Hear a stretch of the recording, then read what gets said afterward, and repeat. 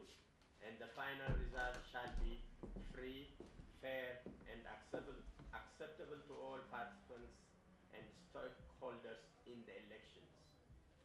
As the process was full of harassment and intimidation by the incumbent, so was the election day, ending with the full control of the ballots by the incumbent of its accomplice, NEBE, and the so-called public observers who were appointed by EPRDF and not elected by the people in their precincts.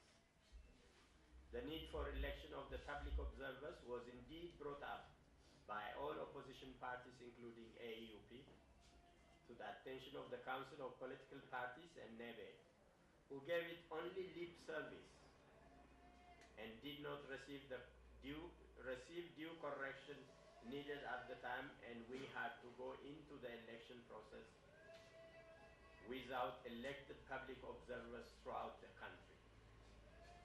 Even worse, observers of the opposition,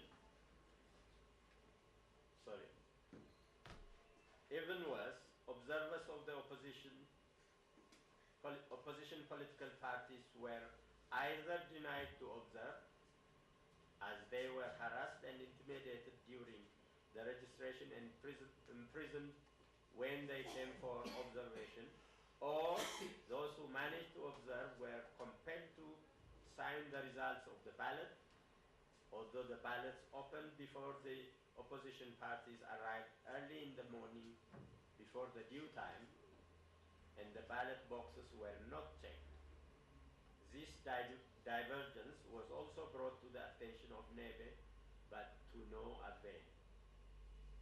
The result of the election, 99.6% of the ballots to EPRDF and none to the opposition parties, including AEUP, was of course fully consistent with the tactics used by the incumbent in the process of the election and on the polling day, and was intended for the sole election of EPRDF to the detriment of opposition parties. AEUP brought the case for re-election first to NEBE, supporting it with 50 pages of documented evidence, which NEBE denied in spite of our evidences that are clear and well known to NEBE and all stakeholders, and also indicated in the document. NEBE claimed that AEUP has no evidence for 1. Harassment, intimidation, and imprisonment of candidates and our supporters during registration and campaigning, and 2. For unlawful prevention of party observers to observe the ballot day and the reading of the ballots. Strange indeed. Subsequently, we appealed to the Supreme Court for reconsideration of our case.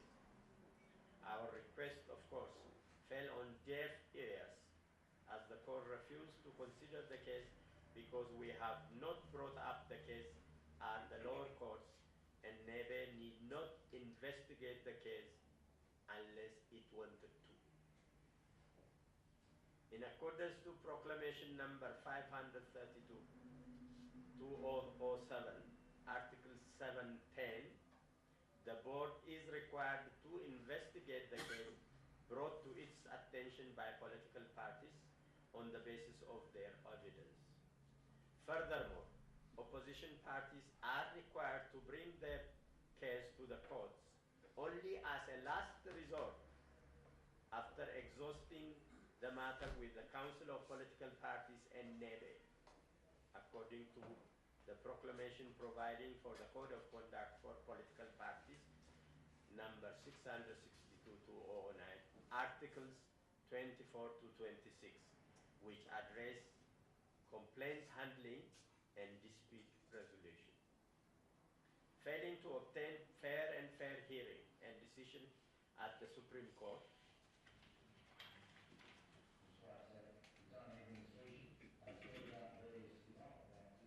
AEUP further appealed to the Court of Cassation, which also upheld the ruling by the Supreme Court.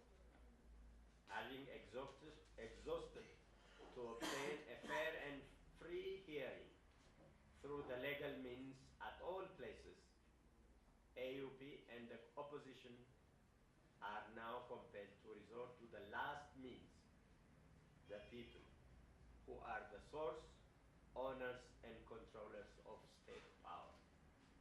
Distinguished participants, all evidences that were gathered throughout regional offices and Addis Ababa indicate that the election process was not free and fair, and the ballot is rigged, and hence the election is invalid.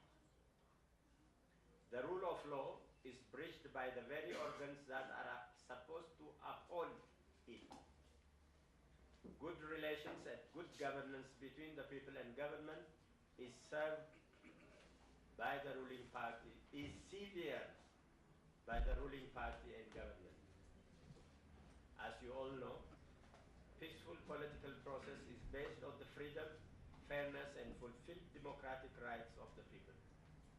And in spite of these truths, and on the morrow of 23 May 2009 election, the ruling party has continued, 1, harassment and intimidation of our members and supporters, 2, uprooting of opposition party members from farmland, and 3, expelling of our candidates from government employments.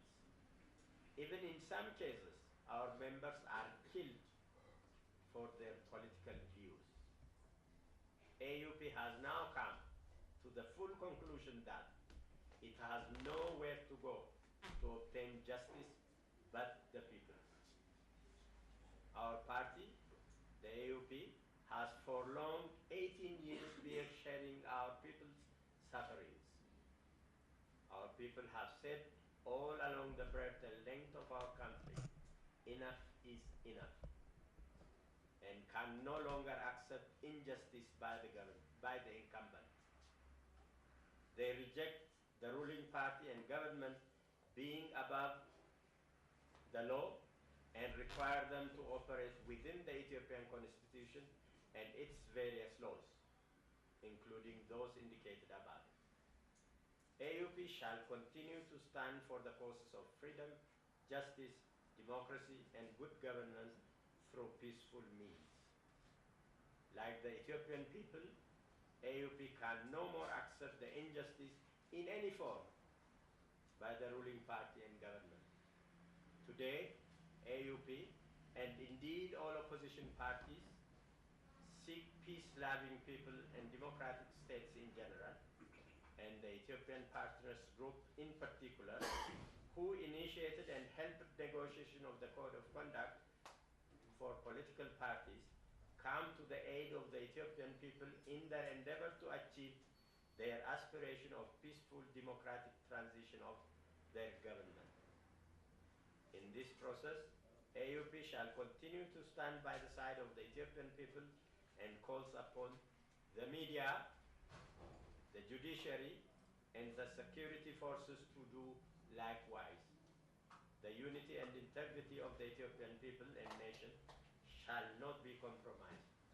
Long live Ethiopia. Thank you.